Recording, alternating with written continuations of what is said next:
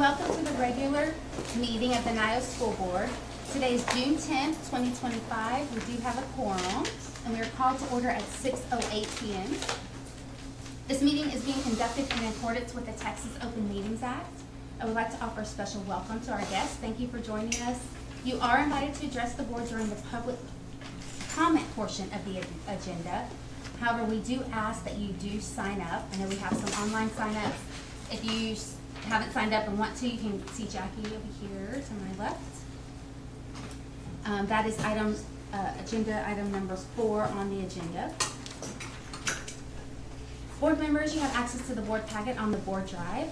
As a reminder, a board member can take anything from the consent agenda and move it down to the irregular agenda. So next, we will approve the regular agenda for the meeting.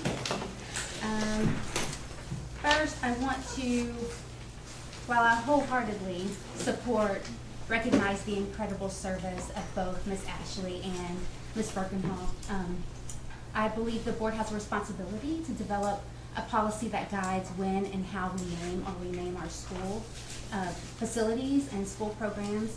This ensures that we're being equitable and thoughtful and consistent to honor our past leaders, but also how we will dedicate for the future. I think having a policy in place allows us to engage the community and clarify criteria and ensure we are in line with NYOS mission and vision. So for those reasons, I'd like to remove the resolutions from today's agenda, item 5D and 5E, from so that to give the board some time to adopt a policy and looking at how we rename things in our school. At this time, I also want to add that item 5G will be discussed in 5H, which is the superintendent update. And then, okay, so at this time I'll entertain a motion to accept the agenda as amended. So moved. Here's how I keep track of all. Okay, all in favor? Oh, I'm sorry. David, who second? All in favor? Unanimous vote, okay.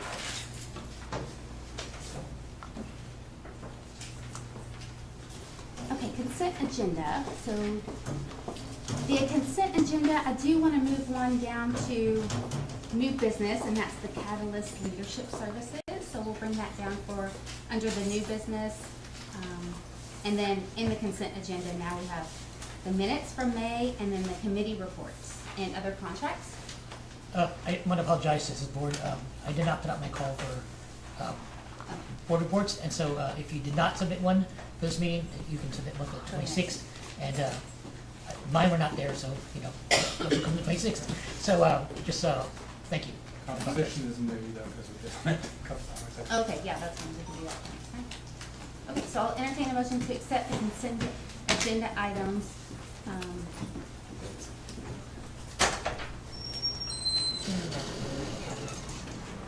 It's on, yeah. So 60. Okay, 60 will also be removed from the agenda item. 6D. Fundraising, we didn't have a meeting. Okay, so I'll entertain a motion to accept the consent agenda items as amended. Move to accept the consent agenda items as Okay, amended.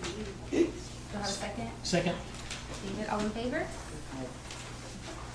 Now, I believe we do have some recognitions tonight that we want to do. Dr. Roses, I'll hand it over to you. Yes. Thank you, members of the board. There are a couple of things that we want to really recognize tonight. We want to recognize Owen. Oh, I'm so sorry. I was like, where is he? And your mom also with you, who's one of our NYOS employees.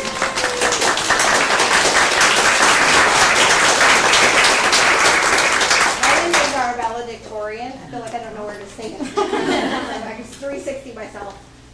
He is our valedictorian for this school year, and both him and our salutatorian are going to be attending the University of Texas.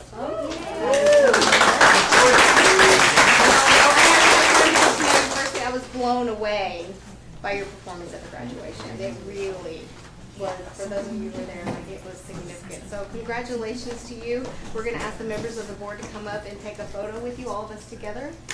Here we go. You wanna get up there, all together? Photo? Do my hair. I sure don't. Can we hide behind? Gather up. How's that thing? We're glad you're getting it. We're very proud of you. Am I the official? I'm not the official. Everybody want to chance? 360. 360 smiles.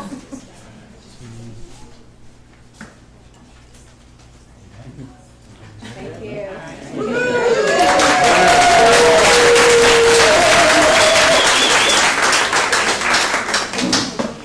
I know we're all very proud of all of our kiddos.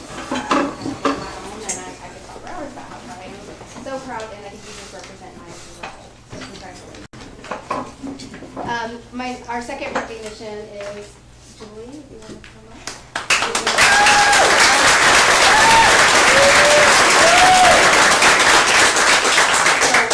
I mean, I don't think there's much I can say about Julie that you don't already know. She's really a big heartbeat of our district. She's given a big chunk of her career to NYOS. She's had such an impact to our system. And for me, as a new superintendent coming on board, I've worked very closely with Julie all year, and she's been instrumental in really helping me understand what makes us not ordinary and all the work that we do. And we so appreciate the life's work that she's given to NYOS. And we celebrate also, as somebody who is closer probably to retirement than not, like think of 21, I celebrate her opportunity to go and enjoy that aspect as well, and I'm sure we'll see her again. Is there anything you want to share?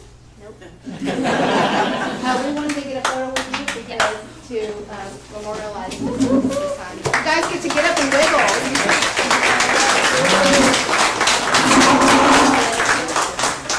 Usually we're sitting for hours and hours, so the board gets to get up and get down. Can't put it down tonight. I'm a shorty, so I'm always usually in the front. Okay. Ready? Okay. Thank you so much. Thank you. All right, no more up and down.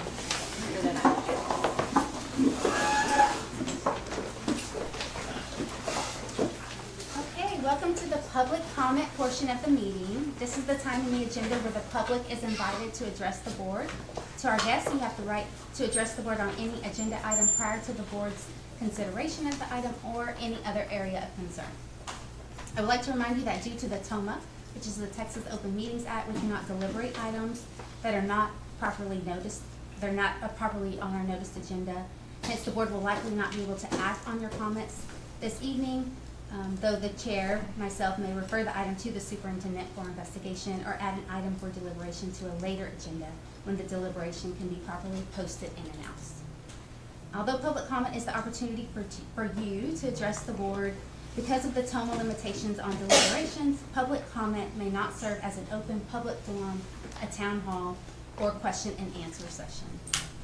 When you speak, please introduce yourself and describe your connection to NYOS. At this time, we have 5 guests signed up to speak.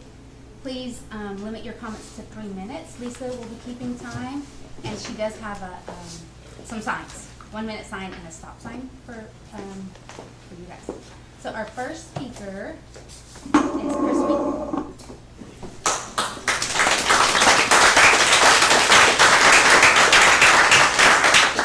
I didn't know Owen was here until you stood up. I love you. You're one of my best students ever. Okay, let me know when. Go for it. Outside of a couple of somewhat town hall structured meetings with superintendent and staff, the NYOS community has been kept in the dark about our future. These were very recent events held only after requests were made, and that only after what was termed a snafu by the Bellwether Group in a board presentation. It feels more and more like this wasn't a snafu, but rather an inability to control information or accurately predict what the response would be, an inaccuracy born of a disconnect between those deciding our future and the secondary campus. How often does our board hold to the mission or go back to the mission to the point that all decisions are made in the spirit of collegiality? If we're not collaborative, we should remove the word. And now our secondary principal, Lauren Benoit, is leaving, A principal who came into an incredibly difficult situation and completely transformed our secondary campus with her drive, dedication, intelligence, ingenuity, and leadership. The only secondary principal in my time at NYOS to have the full support of the secondary staff. Principal Benoit emailed secondary staff on Wednesday, June 4th. The district sent no communication to families until Monday, June 9th. By then, information had already reached the greater NYOS community through word of mouth, which is, unfortunately, becoming a theme. I know Lauren, and she's not someone who requires fanfare, but she deserves it. At the very least, she deserves community-wide recognition for what she's done for the secondary campus, and since secondary campus sets the NYOS culture, what she's done for all of us. This is a long-standing trend for Principal Benoit. As a board member, I watched countless times as she spoke on rising scores and ratings, community building events, and was met simply with a "thank you, Lauren," and the board moved on to other business. This for a principal who has built a secondary campus with an A rating, you simply must do better. A successful NYOS cannot remain so if there isn't significant change in how those making decisions behind closed doors open those doors to communication. Otherwise, there will be ramifications that negatively affect culture as we are seeing now. I ask that you get to know your people, put an effort into understanding all of the campuses that you purport to govern. When there's information that affects the lives and well-being of the NYOS community, provide it. When there is a person worth celebrating or at the very least acknowledging, do it. NYOS would only become stronger as a result. Thank you.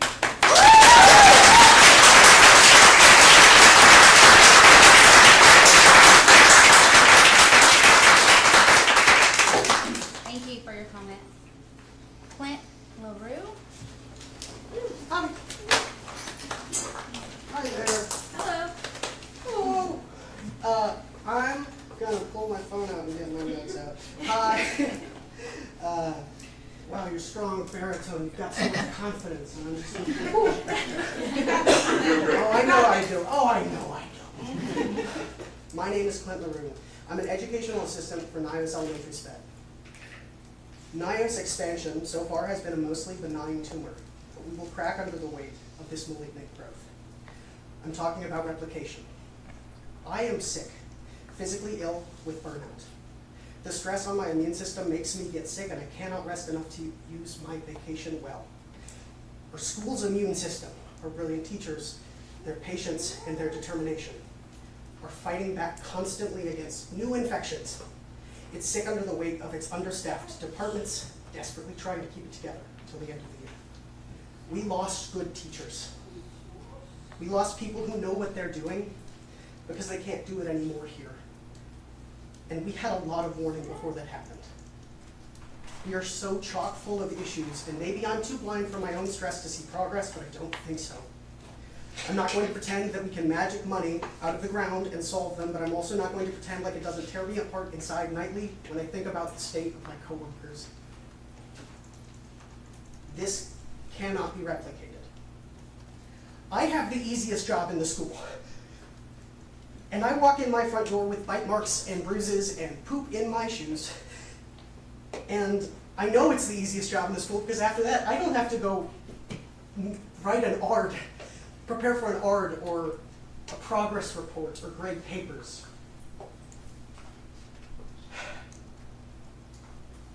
This school is not ready for this. This school needs help. We have problems, and replication is not the answer. It is overextending our resources instead of investing them where they ought to be, where they are needed most. I'm not going to pretend to know the answer, but I will ask that we reconsider this one, whatever problem it's supposed to solve. Let's serve our kids, and let's serve them well.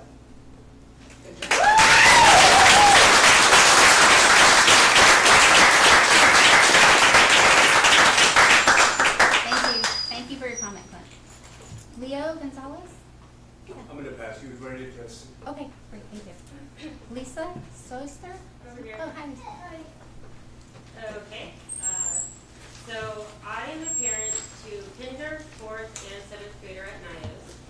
My family heard of a small school with quirky kids that were like a family, and the teachers that have been there from the beginning because they loved their children were respected and given freedom in their classroom.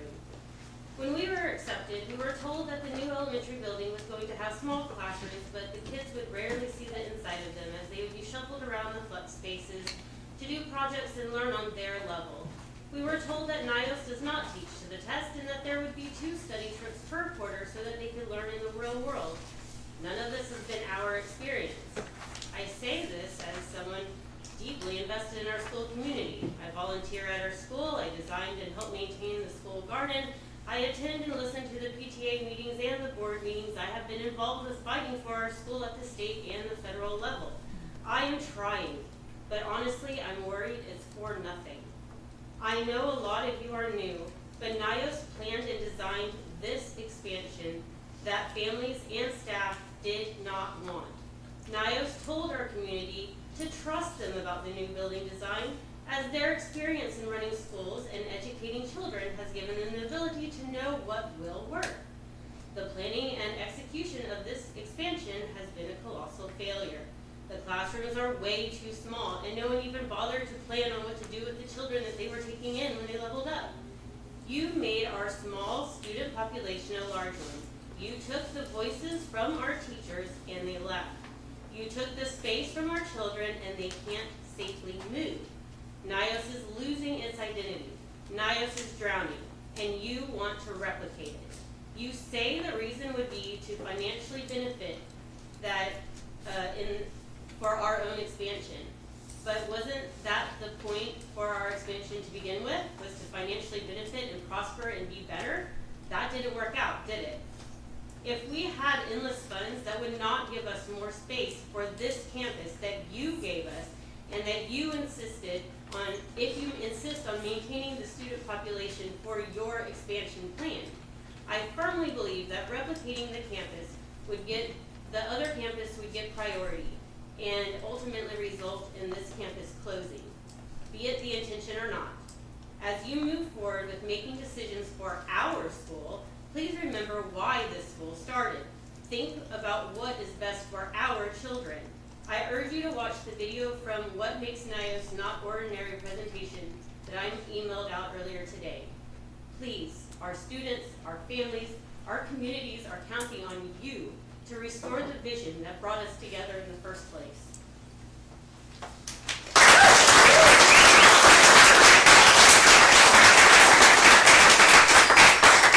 Thank you, Lisa. Thank you for your comment.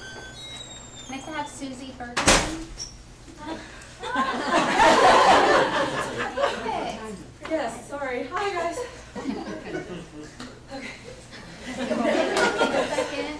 Thank you. Hi, I'm Susie Ferguson. I have a fourth grader and a rising fifth grader and rising ninth grader at NYOS.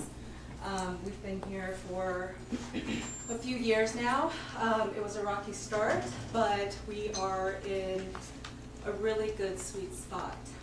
I'll say that my son is in special ed, and I can't say enough about the teachers and admin.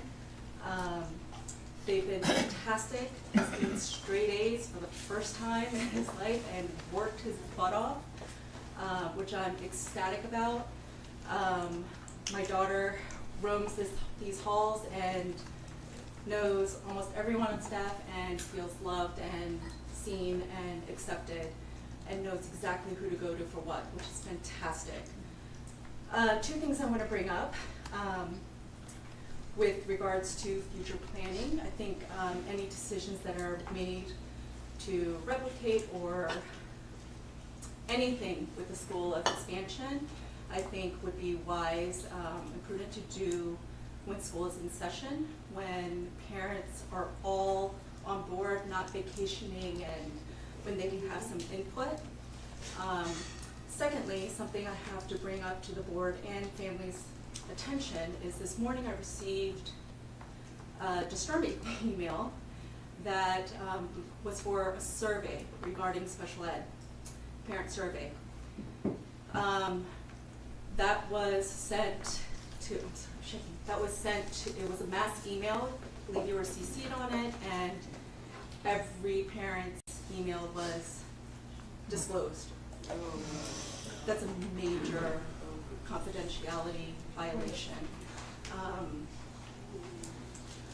There's no way of rectifying that. That's nobody's business. That's nobody. I mean, yes, the students' names are not on there, but I can go down that list, and as a parent of both elementary and secondary, I can already identify many of the families that I know, and that's just not acceptable. It's just not acceptable. This is a close-knit school, and, you know, there are differences. It should not, it's unacceptable, period. So. Thank you. Thank you.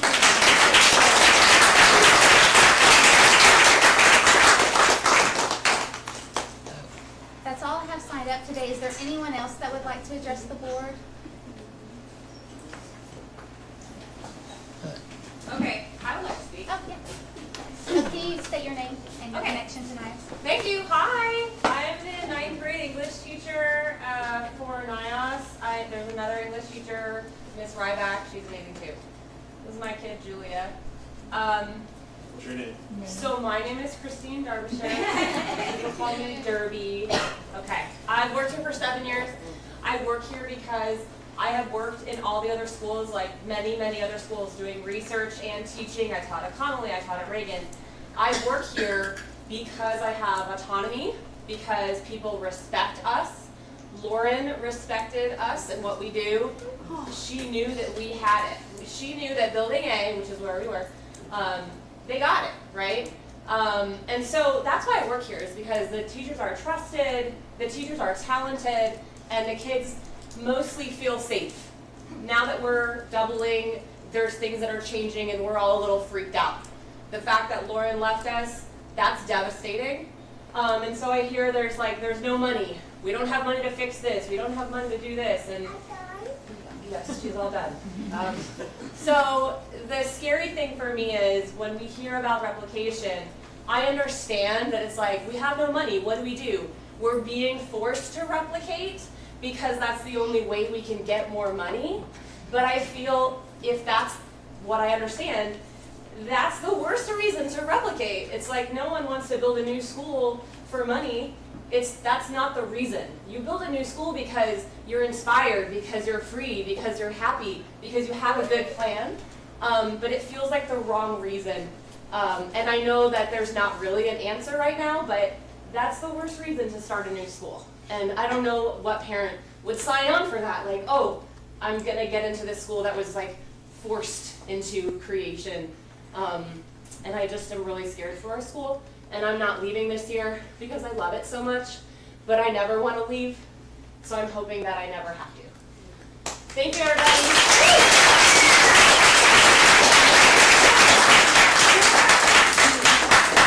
Thank you. Thanks, Christine. Anyone else? Yeah. My name is Sarah. I am a NYOS parent. I have a senior, a 6th grader, and a 4th grader. In regards to the replication, I just want to add in, I don't know where the focus is with the students we have now. I have a child in special education and also was very concerned about the email we received this morning, but I had to fight hard to get him on an IEP with the school. Because I was told specifically by someone in the administration, my child has autism. We have many children with autism who don't have an IEP. And that was the reason for not wanting to get me one until I had to hire an advocate to help me. And that's when we got the ball rolling. I've also been told my child eloped, and I thank you so much to Clint, who has personally texted me, the only person on this team who has texted me saying, just giving me an update about my child. He elopes, so thank you for everybody who helps with that. But I've been personally also told by an administrator, this school was not built for children who elope, which is, as a parent hearing that, is a slap in the face, basically telling you, your child doesn't belong here. So are we gonna replicate that at another school, or are we gonna focus on fixing the problems with our SPED children that are already here? So I just don't know if now we want 2 schools with that issue or just, focus on the one. And that's all I have to say.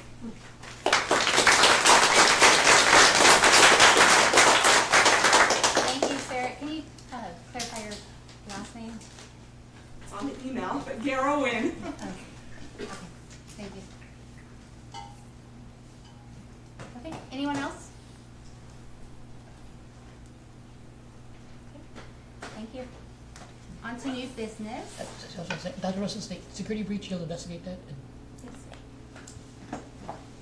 And For new business, I did bring down the Catalyst Leadership Services, so Dr. Russell, if you could talk to that.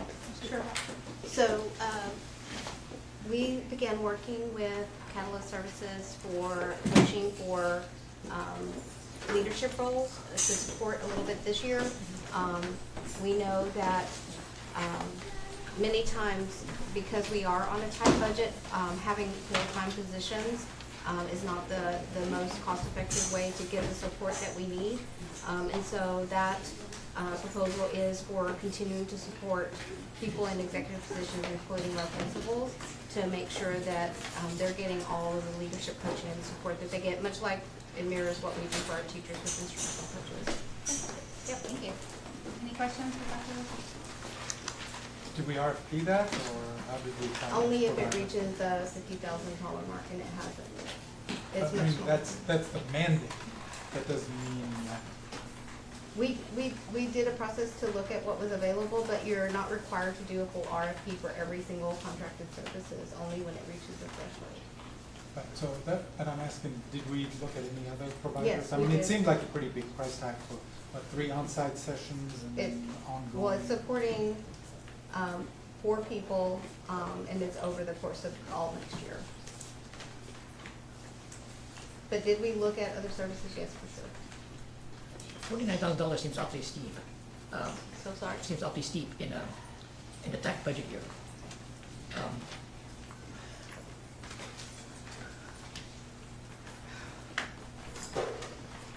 Do you want to make it pending discussion in FOC? We could do that. We could take a deeper look at FLC and see what other options are available, if other, and, you know, how we came to that, if the board's okay with that. For sure. Um, I can bring what we've done, what we've investigated.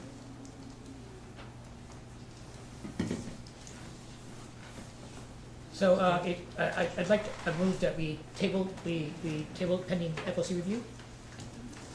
Let me ask this though. You signed the contract, it's a done deal. No, I didn't get out with the contract. It's Okay. pending approval by the board.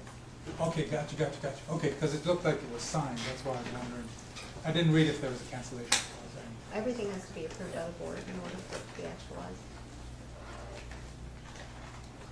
I need it. I take the motion is to table pending FLC review. Okay. Do we have a second? One second. Okay, just 1 second. All in favor? Okay. Unanimous?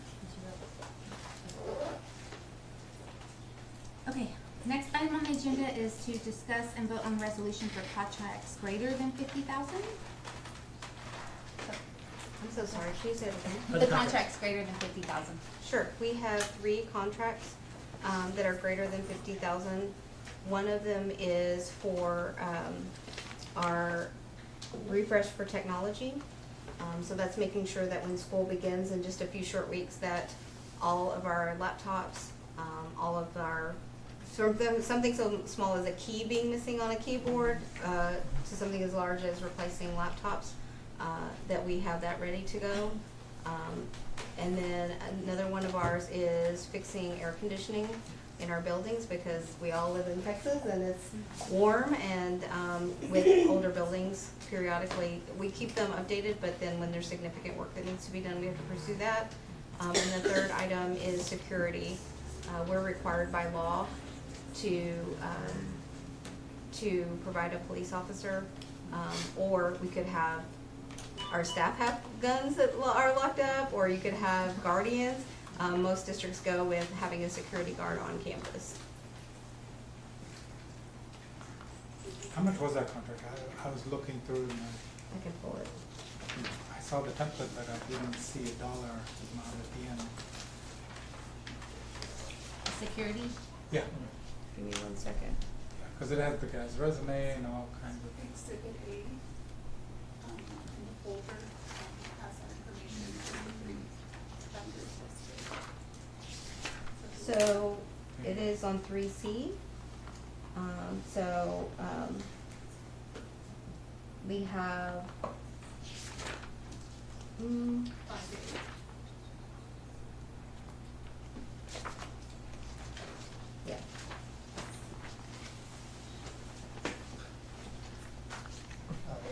I got it right as you brought it, thank you so much.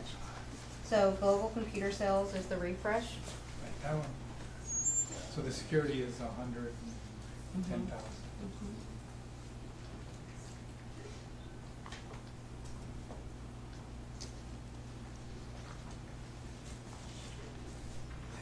I saw that we had the RFPs for the computer stuff.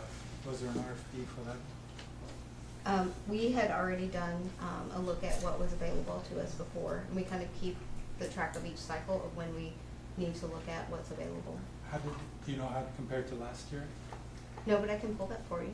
I'm just curious, the security. how Well, much- if you're talking about security, you can Yeah. see what it was for this year. Oh, I'm sorry, that's, okay, it's a budget, and Yeah. actual is 140. So That to gives be you a little some cheaper. comparatives. Yeah. Is it cheaper to go to a security company than to hire our own security guard and staff? I think scheduling is a lot easier if you use a company than if you hire a person. There are pros and cons to both, but ultimately you're getting, a police officer, you're getting somebody who has a lot more training, and a lot more expertise when you use a company.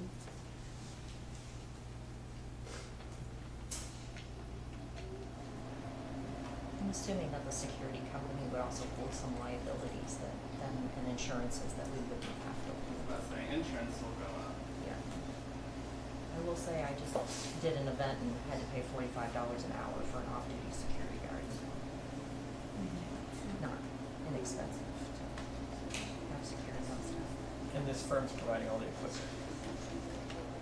It And seems like a probably minor, training. it seems like a minor thing too, but one of the things that I've seen is a trend over multiple districts is that when a security guard becomes a staff member, then suddenly, because we're all in it together. If I see a student, if I see somebody needs to be let in the door, or somebody needs their shoe tied, like we're all willing and we're doing the work. And so you'll see things like security guards carrying in packages from Amazon, and you'll see them walking a child who arrived late to class, and that the function of having that security guard is to be ever vigilant at those key points, walking around the campus, and so they get busy doing other things helping. And so when you have an external service, it's better. Do you have any idea if it's going to look any different? I mean, I know what security looks like now. But do you, with this firm, are they going to dress similar? Have any? I mean, This is the same one that we have right now. oh, great. Yeah. Good to know. But I've already had just this year 2 meetings. Kurt, who's the director of operations, has ongoing meetings with them, and I've had 2 meetings to make sure, because we're always looking to make sure ultimately is the services we're paying for providing us what we need. And if there's little tweaks that need to be made, then we do that. Other questions for Dr. Rosa? Yeah, just a couple. I'm trying to get to this final number, okay.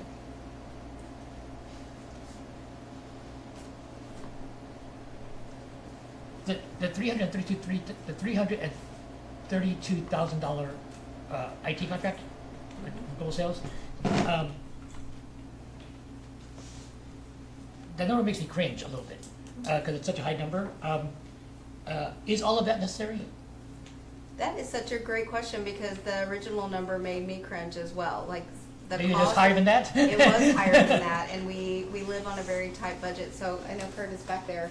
He can assure you that we have looked at it very carefully, and I'm questioning everyone, and I wanna make sure that every child has a functioning laptop, so that they, from the day one, can hit the road running. We cut, I think even this year, we have an extra bank of ready laptops, and we cut that just to make sure, you know, what's reasonable to have some available for classrooms, but not have like a huge bank. Anything you wanna add, Kurt? So the initial budget that we first proposed was almost $500,000, and it went down. And the reason it being is that we have 1,200 devices just in Chromebooks alone that are going to be end of life soon. So we're trying to catch up from where we were. So that's why we're at the number that we currently are. The objective is to create a 5-year roll so that we have a 5-year refresh. And then that 5-year refresh would eventually get to roughly about 300,000 all total across the board. We do have some struggle areas in that we have never refreshed the MSI world for Lori Ramirez, Julie McCoy, and Mr. Ramirez now. So we're slowly trying to get those in there, so that butt beefed up a little bit right there, because we're trying to get that to the right level. And MSI being, Well, that's what she had was MSI. We're actually switching to an HP product that's got a better. okay, Windows. It's a Windows based, but it has to be Adobe ready, so that they can teach those classes. So we went with a cheaper product with better software or better hardware inside of it than the MSIs that they were using. And we actually got ADP program built on it, so that if something does get break, we've got a 3-year ADP on those, so that they can be refreshed for us whenever something goes down. That is another thing on all of our Chromebooks that we didn't have before, is we don't have ADP. As we start to buy new ones, for the last 3 years we've been buying ADP on them for 3 and 4 years to make sure that we've got the ability for Robert and his team to go ahead and just send the devices back. And this company, one of the reasons we're with Global is the previous company, we had 10 broken devices to send back. Now we can send one at a time. And it'll make it a quicker turnaround. And the minute we send them one, they're sending us a replacement as soon as we put in the request. So we just have to show the UPS that we've sent it to them. So we're working really hard to try and find the best solutions possible to make sure that our teachers and our staff have the devices necessary. One of the things that we've done just recently in the last 2 years is, like at elementary, they have 19 devices in every room. So that way they're never waiting for one extra device. It's always already in the room ready to go. The guys come to a room, they've got a device in hand. If they can fix it right there on the fly, they take it back with them. If they can't, they've got one to exchange, so that there's always 19 devices in elementary, just to keep them ready at all times. So what is this? So at $200K for the Chromebooks, are we paying about $200 a Chromebook, $100 a Chromebook? Yeah. It's a little bit more than that. It's closer to $500 a Chromebook with ADP and everything. Okay, that's what. With accidental ADP and death everything, it's closer to destruction. $5. So it's about $75 for 3 years for ADP. And we did initiate it 8th grade through 12th grade. Last year, the parents could buy the ADP to help offset the cost. Because the ultimate goal for 8th grade is that they're getting a new device in 8th grade and they go through high school with that device, because that's 5 years. So Kurt, the 5-year refresh is staggered, right? it is staggered. So each are we looking year- at 300,000 a year, every year? Eventually, that's probably what it's going to end up being. It's close to that, because we need 2,200 devices to keep this district up and running. That's just on the student Chromebooks. That doesn't count for IT classrooms or staff devices. So we're not doing any staff device refresh this year. We have enough on hand that we feel comfortable to go through this year. We were able to get a decent amount last year on the ECF program, so we feel like we're okay with the staff devices currently. And this is us buying, right? So at the end of this. Yes, they are our devices. We're not leasing devices. And I'm assuming leasing is not more cost effective. Way more expensive. Who's using the Mac equipment? Is that for? So that's part of the finance department and the growth that we're trying to develop for giving them the different tools available to learn different things. One of those pieces is also about trying to create. I'm trying to catch the kids at 8th grade so they don't want to leave. Yeah. So we're trying to create programs in Lori's class and in McCoy's class and in the theater and other places to try and keep the kids and get them excited about that. To the point that I'm even teaching a class next year to try and keep them excited about the new location that we're going to be having board meetings soon. So, Where's that? in the new pack. Okay. Other questions about the contracts? Is everybody okay with the, I'm sorry. Yeah. Do you want to do one at a time, or do you want to do them all at once? We can do them one at a time. Okay, I'd like to move that we approve the global sales contract, the IT contract. second that. All in favor? Okay, unanimous vote. Cringy, he says cringy.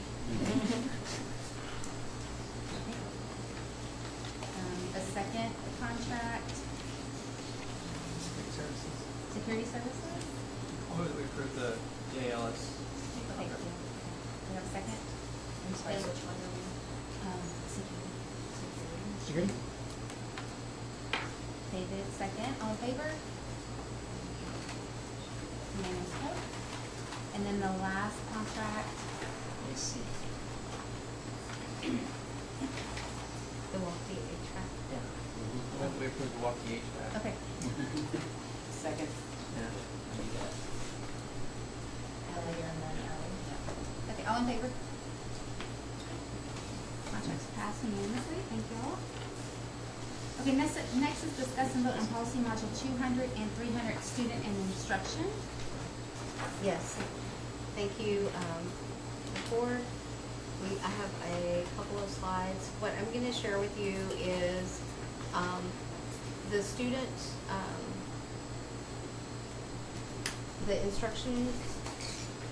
I'm gonna share with you the tracker for students and instruction. I think Robert's gonna pull them over. Oh, on the third packets? Yeah, you're right, you're absolutely right. I think the power switches.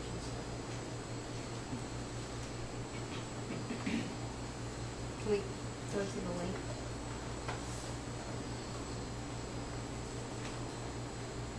So this is our last module.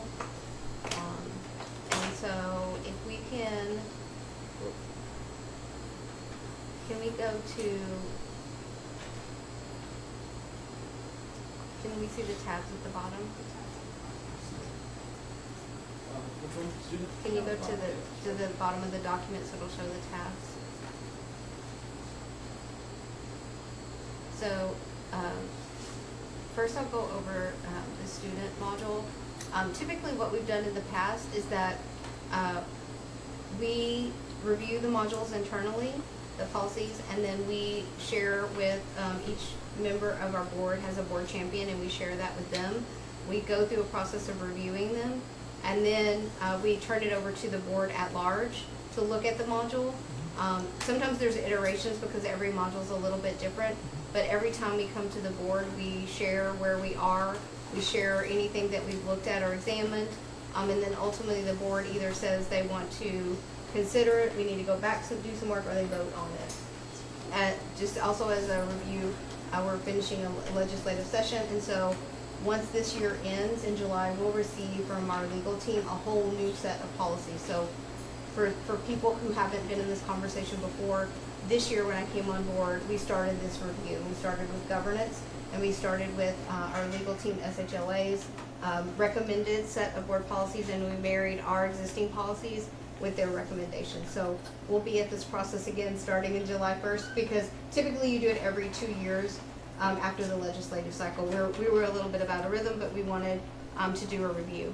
So what you're looking at right now is student, and so the things on the right are things that we worked on and suggested. We still have some items that we need to review. And so I'm just giving you an update on where we are. At the next board meeting on the 26th, we should have this one complete. If we can go on to the other tab at the bottom.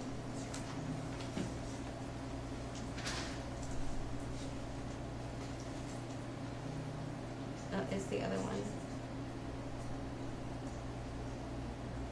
It's the instructional one. Yeah. Sorry. So this one has been reviewed. All of them, Julie has been instrumental in reviewing them alongside myself and the principals. We worked with Jessica, who is our board champion. This module is ready to go. We haven't received any feedback other than the work that we did. And so it's ready to be approved based upon the changes that we've made. If you scroll down just a little bit, Robert, you'll see that there are some things that needed to be reviewed, the things that the team needed to review and look at roles and responsibilities. So just clarification on a few items, but no major changes overall. Any questions or comments about policy or students in instruction? And so Jessica and Julie got to review this together, like, just like me and Matthew. So Julie reviewed it, initially, both of them, and then, I sat with Julie as well, and then, we've shared it with Jessica, we've had communication back and forth with it. Some of them, I did some initial work, would share it with the principals as I met with them. Some of them together, sometimes like catching them in moments in between. Like I said, for the instructional part, I feel like we're ready to go. For the student part, I still need a little bit more time to sit down with the principals and confirm. Because anything that's in, as we all know, what's in the policy informs what's in our handbooks, and we want to make sure there's perfect alignment. And if we're saying that we're doing something, we need to make sure that that's accurate, and then that it represents how we do it in the handbook.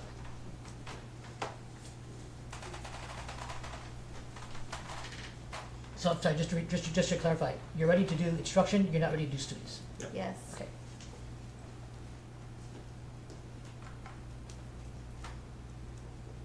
So So, we'll only vote on instruction? so I guess we want a motion for instruction, is that, Mhm. okay, I'll move that we accept the instruction policy. I'll second that.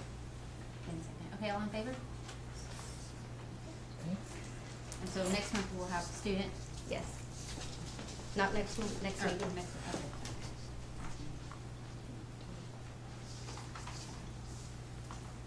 Okay, next item, discuss and vote on 25-26 student code of conduct. So I think you all have in your file the student code of conduct.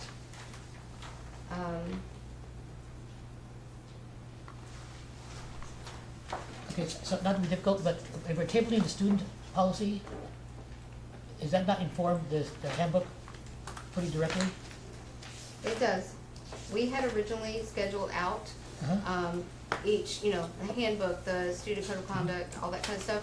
And so this was what we had earmarked, and so I have sat with the principals and looked over, the student code of conduct. But if you would like to wait and do it, marry it on the 26th, we can absolutely do that, I mean, I just want to make sure that somebody is checking for consistency. for sure. It'll probably involve not just student policy, but all the policies probably touch the code of conduct, right? I mean, So do we wanna do a motion to table to the next board meeting? Have a motion? I guess what I would like, Michelle, Dr. Rosa, I feel more comfortable with is to knowing sort of what the process is to make sure that, what's being done to make sure that there is the alignment between the handbook, the code of conduct, and the policies. So, for example, here's the first example that comes to mind. One of the things that I've looked at that list multiple times of the things, so that way, for example, if I meet with Lauren and we're going over all the items, and this is one of the items, we're talking through some things that we flagged that we want to sit and talk about, or if I'm doing that with Lena, or we're all together, or even with Julie. One of the things that's on my list of things to review is bullying. So, it was on there to review, and then you have to look at any changes that have been made in the laws, and making sure that that's reflected in policy. But when you look at the student code of conduct, we have a zero tolerance. That's not going to change. If it's something significant, like a major legal transition, then obviously you have to make sure that that aligns. Does that clarify?